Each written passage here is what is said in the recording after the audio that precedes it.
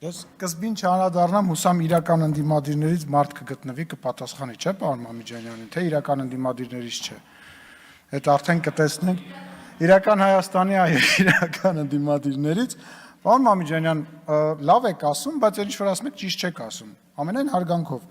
Սահմանազատման հանձնաժողով գոյություն ունի, որը որ դուք բոլորով իրական եւ ոչ իրական ընդդիմություններով ասում եք, որ Ադրբեջանը չի ստորագրելու, բայց այդ սահմանների ով է առաջ, ով է հետ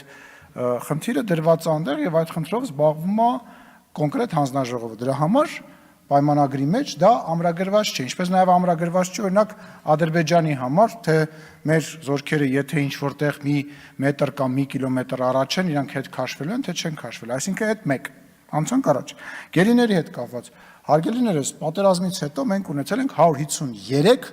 գերեվարված անձ։ Այսօր մենք ունենք 23 գերեվարված անձ եւ որոնցից 12-ը ռազմաքաղաքական ղեկավարներն են, որոնք գերեվարվել են 20 թվականի պատերազմից հետո եւ այդ աշխատանքը շարունակվում է եւ դրա մասին ասվել է եւ պայմանագրի մեջ դա ամրագրելը չի նշանակում, որ այդ հարցը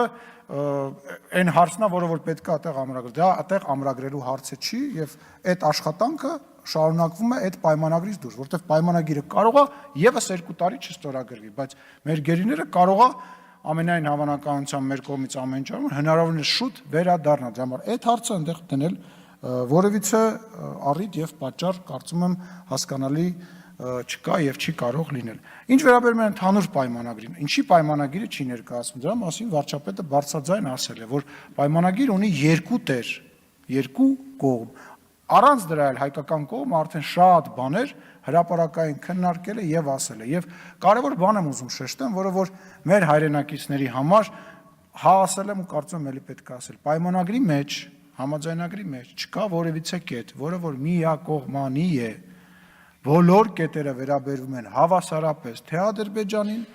թե Հայաստանի Հանրապետությանը։ Եվ եթե դուք կարող եք ասել, որ դա Հայաստանի համար ինչ որ կապիտուլյացիա է, դա նշանակում է, որ դա Ադրբեջանի համար նույնպես կապիտուլյացիա է, որովհետև հավասարազոր։ Այսօր պարոն Մամիջանյանը մի հատ օրինակ էր բերում ծխելու եւ չծխելու մասով, պարոն Մամիջանյան, այդ օրինակն էլ տեղին չի, որովհետև օրինակ Հայաստանը չի պատրաստվում եւ չի սպառնում Ադրբեջանի վրա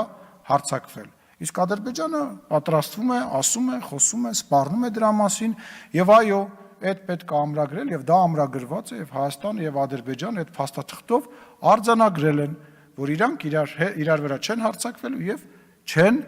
եւ ճանաչում են իրար տարածքային ամբողջականությունը։ Ես չգիտեմ, ել ինչ պետք է լինի այդ պայմանագրի մեջ, որը որ չկա, հուսամ, որ այդ պայմանագիրը կհրապարակվի ճիշտ պատեհ ժամանակին եւ այն ժամանակ արդեն լուրջ քաղաքական գործիչները նոր